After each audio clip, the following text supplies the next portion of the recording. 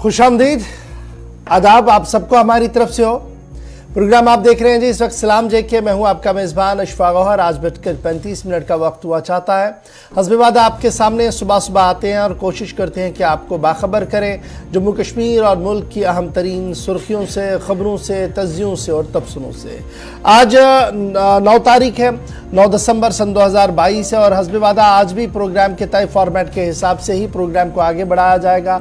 पहले और दूसरे पड़ाव पर हम खबर आपके सामने रखेंगे और तीसरा पड़ाव आते आते एक रिपोर्ट भी रखेंगे और आपकी आवाज़ को हुकूमत तक पहुंचाने की कोशिश भी करेंगे, इंतज़ामिया तक पहुंचाने की कोशिश भी करेंगे।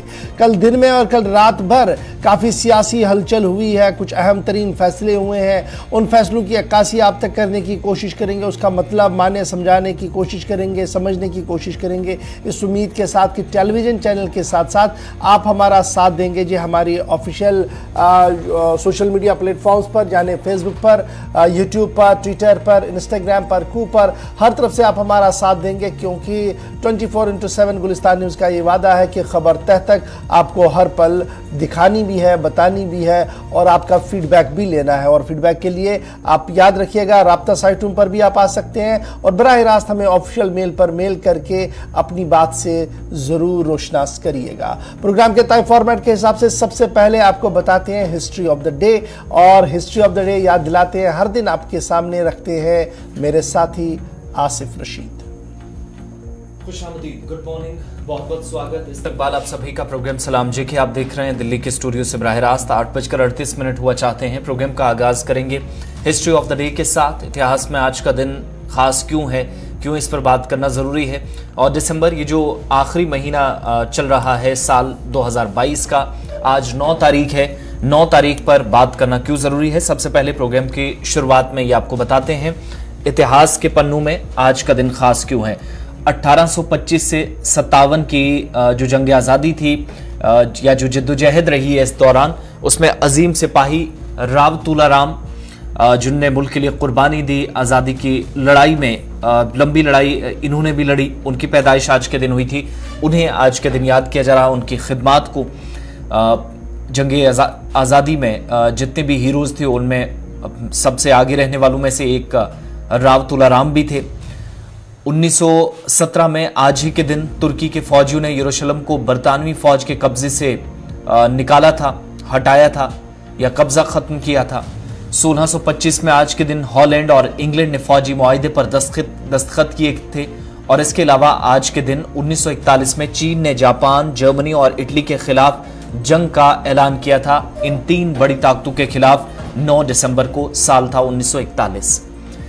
1956 में आज ही के दिन मजलिस आइन का पहला इजलास नई दिल्ली में, जहां पर कॉन्स्टिट्यूशन हॉल के अंदर मुनक्किद हुआ। यह पहला इस तरह का इजलास था जो इस हॉल के अंदर हुआ हो, और वो भी मजलिस आइन का।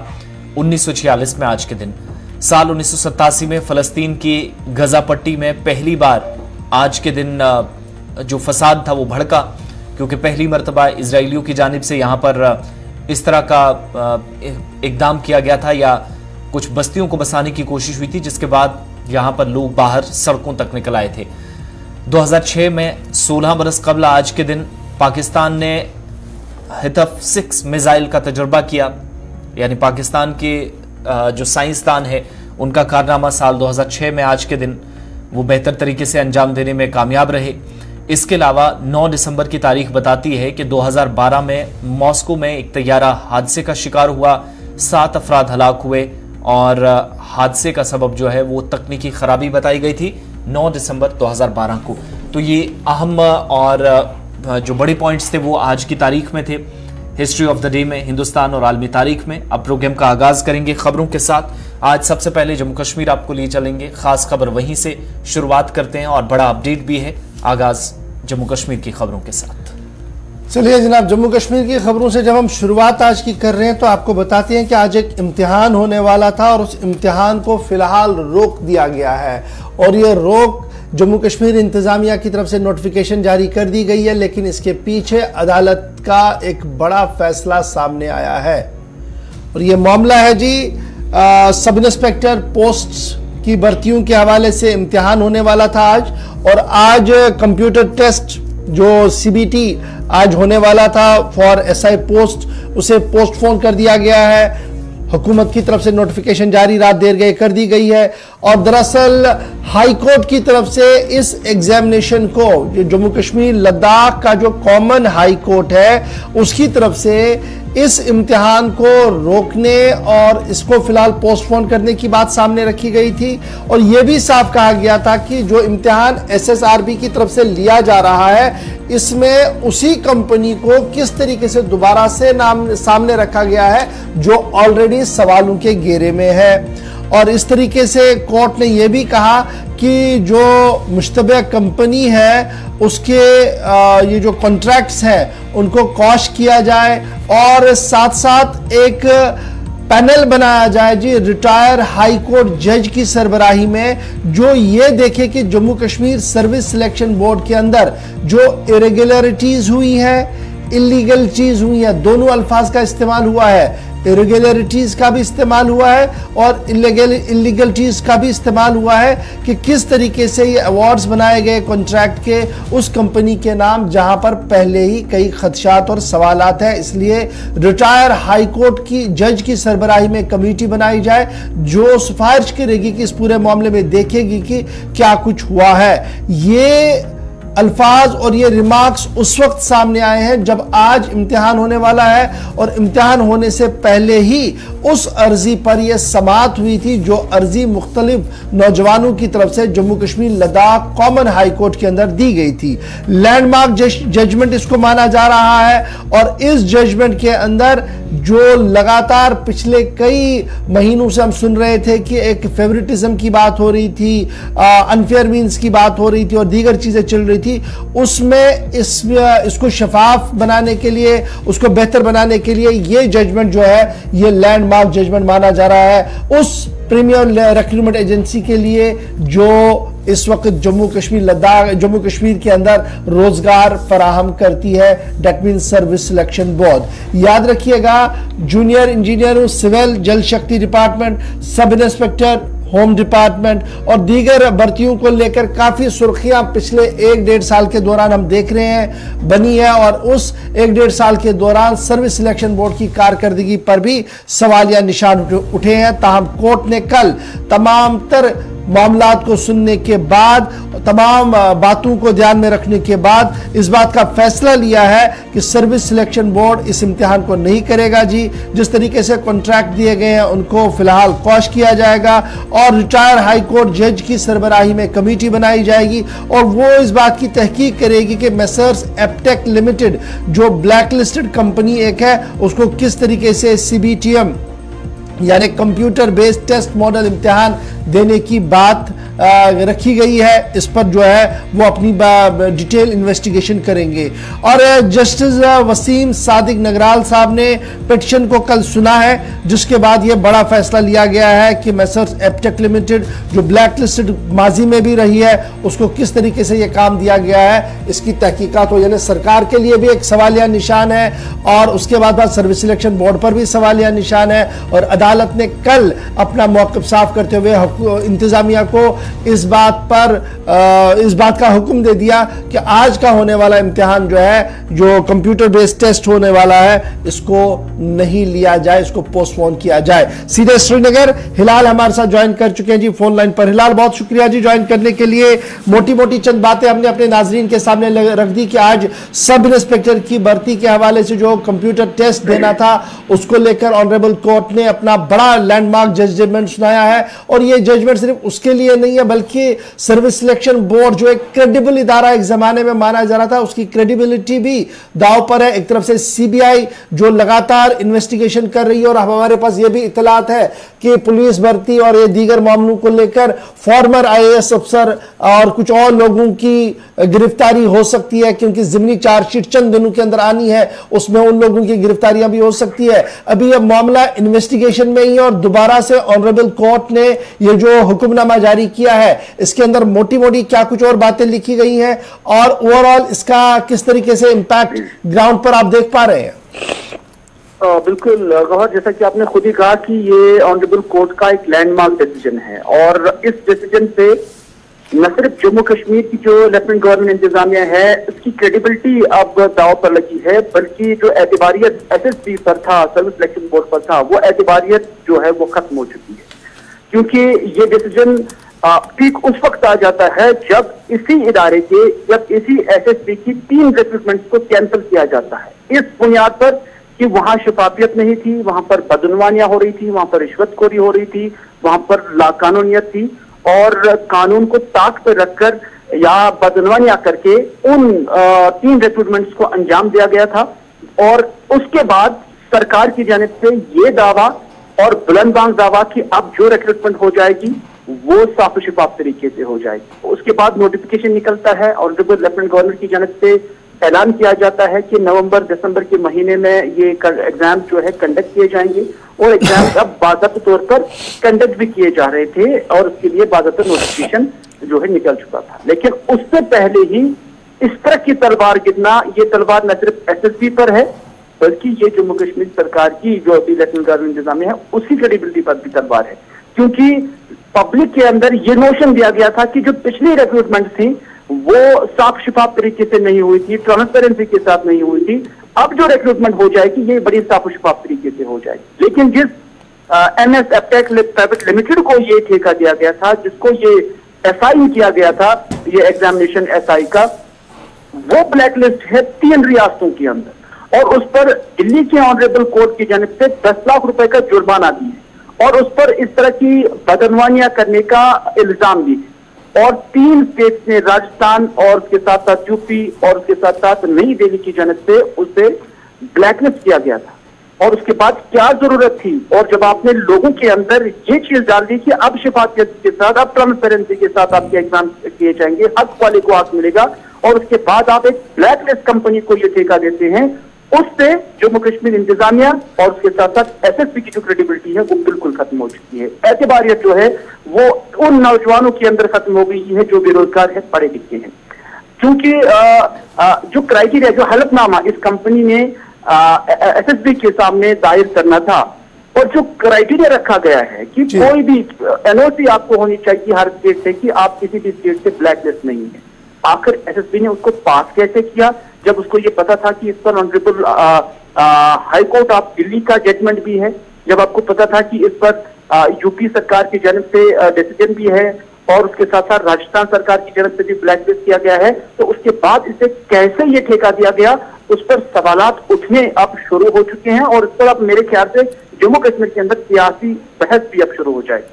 हिलाल, एक चीज और भी, चूंकि जब कंपनियों का नाम लिया गया तो अदालत की तरफ से सीधे कह दिया गया कि जो पास्ट में जिन पर सवाल रहे हों, दागदार कंपनियां हैं, उनको आप इस तरीके से टेंडर नहीं दे सकते या जिम्मेदारी दे सकते। अब कोई फर्दर प्लान जो सरकार का था कि फटाफट से एग्जाम्स कराए जाए, 2 दिन पहले लेफ्टिनेंट गवर्नर ने भी कहा कि विद इन 4 to 5 मंथ्स हमारी भी कोशिश है इस प्रोसेस को मुकम्मल कर लिया जाए, जो बड़े एग्जाम्स जिनमें एक तरफ तहकीकात भी CBI की तरफ से की जा रही है। लेकिन एक साथ 2 बड़े एग्जाम्स ना होना और अदालत के फैसले के बाद JKSSB सामने आया, आज वाला पेपर भी कैंसिल कर दिया गया, वो भी मुलतवी करना पड़ा। फ्रेश कुछ डेट्स सामने आई हैं, उम्मीदवारों के भी जो खदशात है वो दूर करने की कोई कोशिश हुई है, और मजीद क्या कोई बड़ा जो रिक्रूटमेंट का प्लान इस बड़ी एजेंसी की तरफ से था उस पर ये माने कि फिलहाल ब्रेक लगता हुआ नजर आ रहा है यूटी के अंदर? बिल्कुल, क्योंकि ऑनरेबल हाई कोर्ट की जानिब से जो डिसीजन आया है जस्टिस वसीम की जानिब से, उसमें यह साफ कहा गया है कि इस नोटिफिकेशन फिलहाल मनसूख किया गया है, इन एग्जाम्स को फिलहाल मनसूख किया गया है। नंबर 1। नंबर 2 ये कि अब जो रिक्रूटिंग एजेंसी है SSB जो है, अब रिटायर्ड हाई कोर्ट जज की जानिब से उसकी तहकीकात की जाए कि आखिर ऐसा क्यों किया जा रहा है। ये अपने लोगों के अंदर एक एश्योरेंस दी थी, अवाम को यह एतमाद दिया था कि आज तक जो है आपके साथ इंसाफ नहीं हो रहा था, अब इंसाफ हो जाएगा, अब ट्रांसपेरेंसी हो जाएगी, शफाफियत हो जाएगी और बड़ी क्लियरिटी के साथ हक वाले को हक मिलेगा। और उसके बाद हाईकोर्ट की जानिब से जब इसमें इंटरवीन किया गया, आप समझ सकते हैं कि हर किसी एडमिनिस्ट्रेटिव मामले में आप हाईकोर्ट का अमल दखल रहना कि अपने आप में एडमिनिस्ट्रेशन को लेकर काफी सवालात उठा रही हैं। और ठीक उस वक्त जब कहते हैं कि जब कोई सांप देखता है तो सांप देखने के बाद वो रस्सी को भी डरता है, लेकिन यहाँ पर जब 3 सांप देखे, 3 रिक्रूटमेंट आपने जो है कैंसिल किए और उसके बाद एक और सांप आया और आप उस सांप से डरे नहीं, ये रस्सी की बात नहीं, आप सांप से भी नहीं डरे। तो एक एतबारियत जो इस इदारे की थी वो खत्म हो गई थी और जब तक मैं इसकी एतबारियत बहाल हो जाएगी, मुझे नहीं लगता है कि तब तक कोई नया नोटिफिकेशन जो है जारी हो सकता है। बहुत बहुत शुक्रिया तफसीलात फराहम करने के लिए। तो फिलहाल JKSSB ने आज होने वाला इम्तिहान मुलतवी कर दिया। दूसरी तरफ जम्मू कश्मीर हाई कोर्ट की तरफ से भी एक तरफ जो JEE जल शक्ति का एग्जाम था और पुलिस सब इंस्पेक्टर का इम्तिहान था मनसूख किया, और सर्विस सिलेक्शन बोर्ड का जो तर्ज अमल है उसकी तहकीकात का भी हुक्म अदालत की जानिब से दे दिया गया। इसके अलावा रिटायर्ड जज की सरबराही में कमेटी जांच करे, इसकी भी हिदायत खुसूसी बेंच की तरफ से कर दी गई। तो फिलहाल आज का एग्जाम अब नहीं होगा। जो इस वक्त सोशल मीडिया पर भी हमारे साथी जुड़े हुए हैं, एक तरफ अदालत का फैसला और अदालत के फैसले के चंद घंटों के बाद ही रिक्रूटमेंट एजेंसी जो है JKSSB उसने भी अपडेट कर दिया कि आज वाला इम्तिहान नहीं होगा। फिलहाल इसमें मजीद तहकीकात जो अदालत के हुक्म के मुताबिक होगी।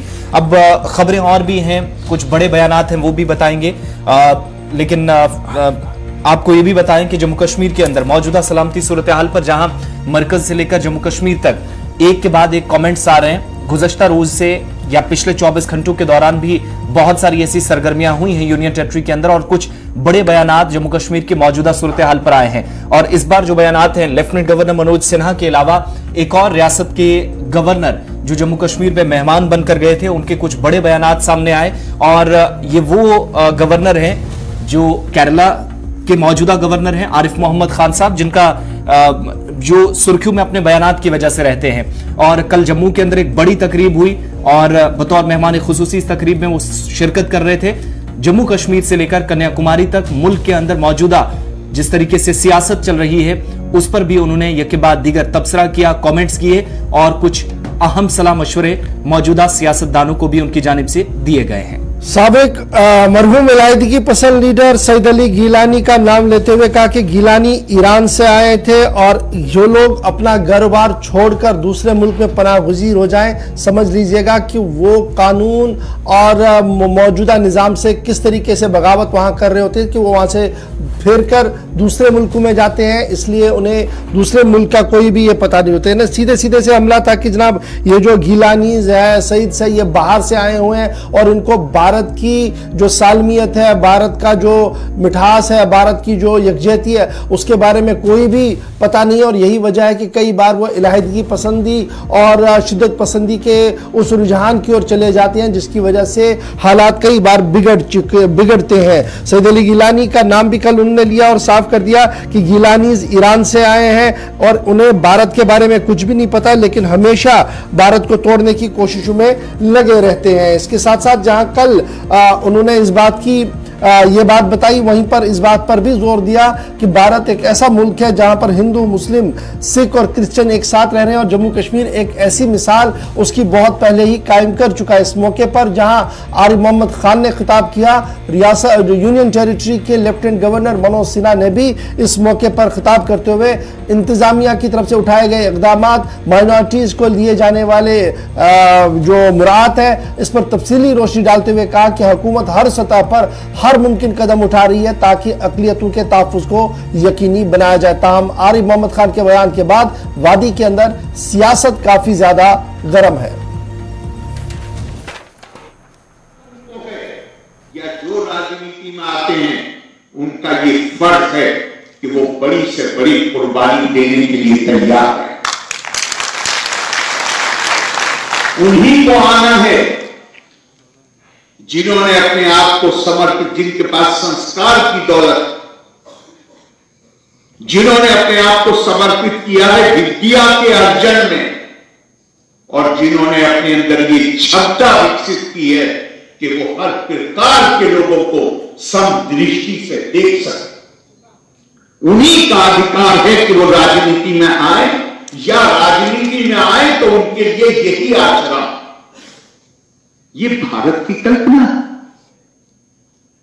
हमारी, मुझे लगता है कि हमारी बहुत सारी समस्याएं केवल इसलिए हैं आज कि हम अपनी विरासत से नावाकिफ हो गए, हमारी विरासत से हम परिचित नहीं हैं। जम्मू कश्मीर के दो बड़े काम आज हमारे सामने। पहला, आतंकवाद के बचे खुचे तत्वों को विध्वंस, पूरी तरह से उनका समापन करना, और दूसरा, नए सिरे से जम्मू कश्मीर के पुनर्निर्माण का काम करके जो ऐतिहासिक स्थान रहा है जम्मू कश्मीर का देश को दिशा देने में, उस स्थान को प्राप्त करना, इसमें मैं आप सबसे निवेदन करूंगा। आइए, कोई भी काम असंभव नहीं है।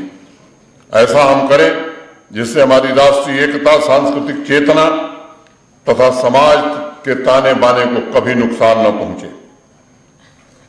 उसका विरोध आम नागरिकों द्वारा होना चाहिए जो इसे चोट पहुंचाने की कोशिश कर रहे हैं। यहां का युवा नशे से कैसे मुक्त हो, ये एक बड़ी चुनौती जम्मू कश्मीर के युवाओं के लिए एक बड़ा संकट है। समाज के हर एक प्रबुद्ध नागरिक और व्यक्ति को इस पर ध्यान देना चाहिए। और मैं आपसे कहना चाहता हूं कि एक सोची समझी साजिश के तहत यह काम किया जा रहा है। यह एक षड्यंत्र है और ये आतंकवाद का एक स्वरूप है नशा। इस बात को भी समझिए। और आरिफ मोहम्मद खान साहब को आप सुन रहे थे, जिन्होंने बैक टू बैक हालात वाक़ात पर गुफ्तगू की है। ताहम आरिफ खान ने अपनी बात को वजाहत के साथ इस बात को दोहराया कि जो जिस खित्ते का नहीं हो उसको इस खित्ते की न तो सियासत पता होती है और ना ही वो रियासत के लोगों का भला कर सकता है। इसलिए जो लोग ईरान, खतलान और दीगर इलाकों से आए हैं वो जम्मू कश्मीर के नहीं और स्पेशली वादी कश्मीर से ताल्लुक नहीं रखते हैं। छोटा सा ब्रेक के उस पार आएंगे तो आपको बताएंगे कि एनजीटी का एक बड़ा फरमान जारी हुआ है और यह फरमान अमरनाथ यात्रा को लेकर जारी हुआ है। क्या कुछ इसमें कहा गया और फिर आगे बढ़ते हुए आपको यह भी बताएंगे कि कश्मीरी पंडितों को क्यों लगा है झटका, क्या कुछ सुप्रीम कोर्ट ने कहा है और मजीद कुछ अहम बातें, क्योंकि इस वक्त कई इलाकों के अंदर बर्फबारी शुरू हो गई है। तस्वीरें आपको बताएंगे छोटे से ब्रेक के फौरन बाद।